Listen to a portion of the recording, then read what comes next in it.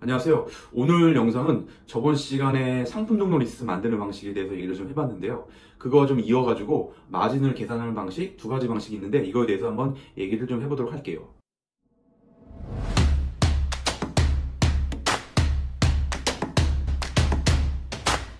네, 바로 엑셀 표를 좀 보면서 좀 설명을 좀 하도록 할게요.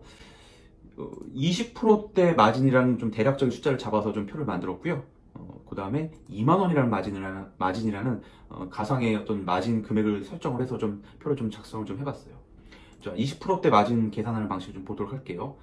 이 제품에 대해서는 판매 가격이 토탈 12만 원이에요. 고객이 결제하는 금액이 판매 가격 10만 원에다가 유료 배송비를 2만 원을 책정을 합니다. 그래서 고객은 12만 원을 계산을 해서 결제를 하게 되고요.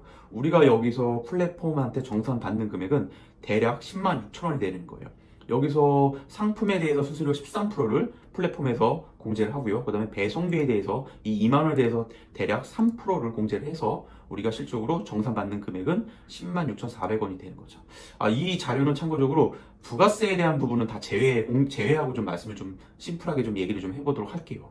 자, 그리고 우리가 여기서 이 12만 원을 고객 결제했고 우리가 활동하는 우리가 공제 항목에 대해서 좀 얘기를 좀 해보면은 해외에서 제품을 구매하는 금액이 대략적 6만 5천 원이라고 공고해요. 그리고 배송 비용은 15,000원. 여기서 왜 2만 원하고 여기 15,000원이나 요 얘기를 다들 많이 궁금해들 하시는데 이 부분은 실질적으로 우리가 유료 배송비를 2만 원을 책정을 한 거는 실질적으로 배송비가 이거보단 적게 나와야 돼요. 만약에 여기서 유료 배송비가 실질적으로 배대제 계산은 이 유료 배송비가 2만 원이 넘어가 버리게 되면 우리는 마진에 어쨌든 마이너스적인 요소가 된다. 그래서 이 부분은 어떤 여유롭게 잡는다라고 표현하기보다는 어쨌든 러프하게 잡아야 된다는 필요성이 있기 때문에 좀 더 제가 여기 이 부분에 대해서는 계속적으로 반복적으로 얘기하는 부분이니까요. 그렇게 좀 참고를 좀 해주시면 될 것 같아요. 그 경우에 토탈 공제 항목은 8만 원이 되는 거죠. 그래서 우리 마진은 이렇게 보시면은 26,400원이 되는 거예요. 예. 플랫폼 정산 금액에서 우리가 사용한 공제 항목을 제외했을 경우에 64,400원이 되는 거고 이거에 대한 마진율은 판매 금액에서 마진 금액을 적용했을 경우에 22% 마진을 가져간다 라고 보시면 될 것 같아요.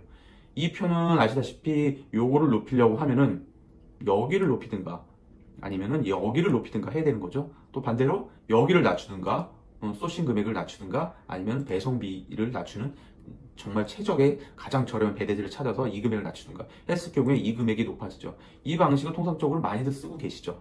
자, 이렇게 좀 보시면 될 것 같고요. 그 다음에 이제 마진 금액으로 보는 방식에 대해서 얘기 좀 해보도록 할게요. 이것도 2만 원이라는 제가 그냥 가상의 숫자를 넣은 거니까 그냥 참고하시면 될 것 같아요.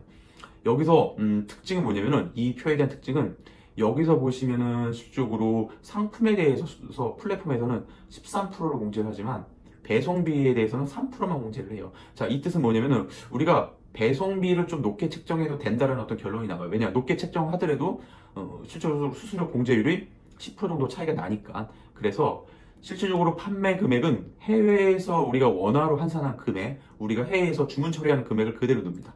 그 다음에 배송비를 여기는 2만 원이지만 2만 5천 원을 더 넣죠. 그래서 4만 5천 원을 넣습니다. 뭐 어쨌든 고객이 결제하는 금액은 11만 원, 여기 12만 원, 어쨌든 만 원 좀 더 싸게 보이죠. 네. 그랬을 경우에 어쨌든 우리가 플랫폼에 노출하는 금액은 6만 5천 원 되게 최저가로 보이는 경향이 있어요. 이렇게 보이죠. 실적으로 고객이 뭐 배송비를 보고 여기는 실적으로 배송비를 장난쳤네 그렇게 볼 수 있지만 결론적으로는 고객은 만 원을 더 싸게 사는 경우가 발생이 되는 거죠. 이랬을 경우에 우리가 여기서 공제하는 금액은 동일해요. 위에 8만 원, 8만 원 동일하게 공제를 하지만은 실질적으로 이제 우리가 먹는 마진은 2만 원이 되는 거예요. 자, 이거는 무슨 뜻이냐면은 내가 이 제품이 비싸든 싸든 간에 여기를 동일하게 넣고 이 가격을 고정해버리니까 비싸도 10만 원짜리를 팔든 5만 원짜리를 팔든 20만 원짜리를 팔든 무조건 2만 원이 남는 구조가 되는 거예요. 이렇게 됐을 경우에는. 그래서 우리가 상품을 소싱을 하다 보면은 되게 최저가로 지금 그 가격이 올라오는 그런 셀러분들이 있어요. 그런 분들이 이런 방식을 좀 많이 써요. 실질적으로 소싱하는 금액 그대로 넣고 배송비에서 차익에서 마진을 먹는 구조를 이렇게 하는 경우도 있어요.